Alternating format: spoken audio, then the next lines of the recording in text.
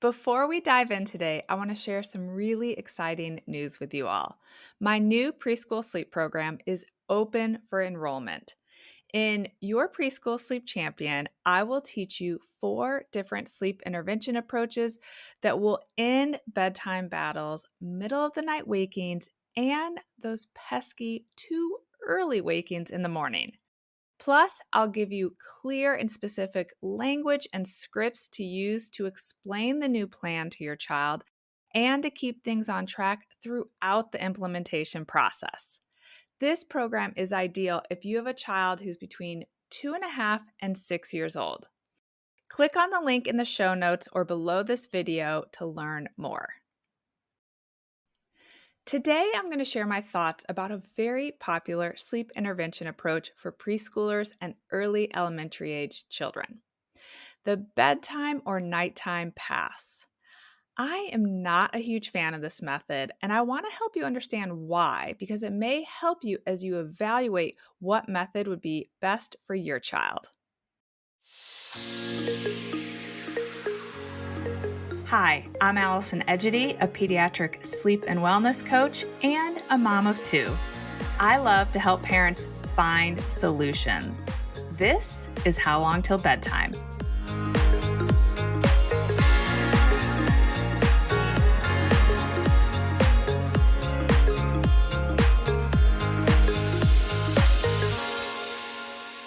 When I first became a sleep coach, one of the methods I would sometimes use with families was offering a bedtime or nighttime pass. If you're not familiar with this method, I'll start by just sharing the basics of how it works. You create a bedtime or nighttime pass on, a note card or a piece of cardboard.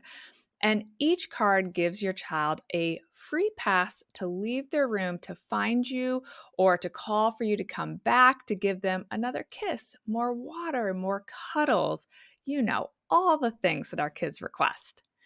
Each night at the end of the bedtime routine, you give your child 1 to 3 bedtime or nighttime passes, and you remind them that if they call out or they get out of the bed, that they will have to use one of these passes or give you one of these passes.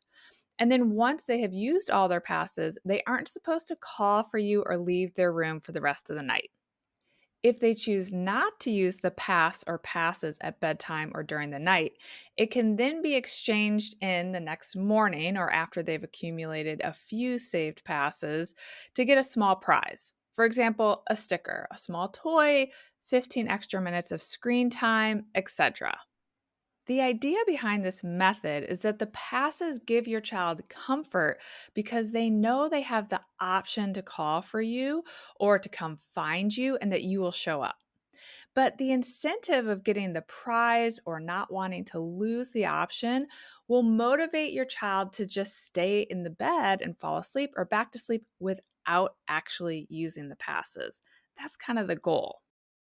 This method, like almost all of the methods you'll read about out there, can work for some kids. It does work for some kids.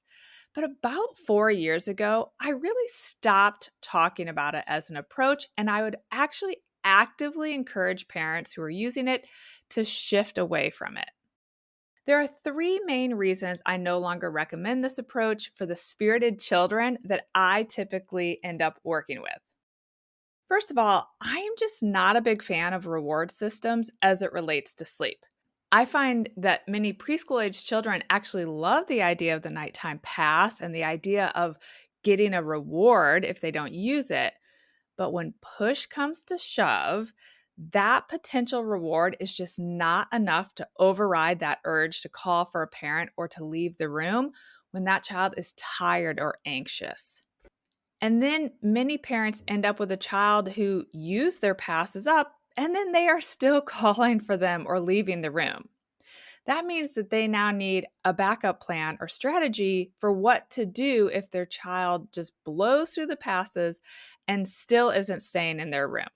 Don't get me wrong, I love a good backup sleep intervention plan because there's always the potential that the first strategy you try with your child won't work out the way you planned.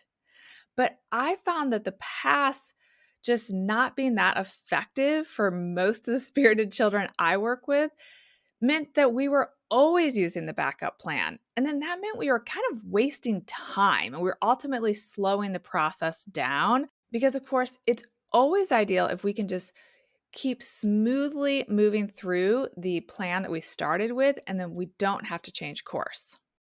The second reason I'm not a huge fan of this method is because if the passes do technically work, parents may end up with a child who uses their pass or passes most, if not all nights. So we don't actually veer away completely from the calling the parent back or leaving the room. That means that they're still not falling asleep or back to sleep without needing additional support. This means that bedtime is often still frustrating for parents, or you have a child who's still waking you up at least once or twice a night because they're technically living within the rules or within the expectations that you set. The recommendation is typically that you would then gradually reduce the number of passes and then stop using them altogether. But what child is going to like that idea? So to me, that seems like your child is following the plan or the expectations that you set by using the passes that you told them they could use, but then you're changing the rules. So they did what you wanted, and now you're taking that away.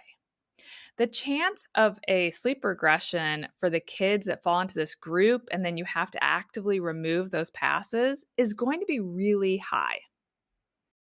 And the third reason is that there's another less than stellar outcome of the process working, and that is that your child saves those passes and they resist that urge to call for you or leave the room, but then they need all these ongoing rewards.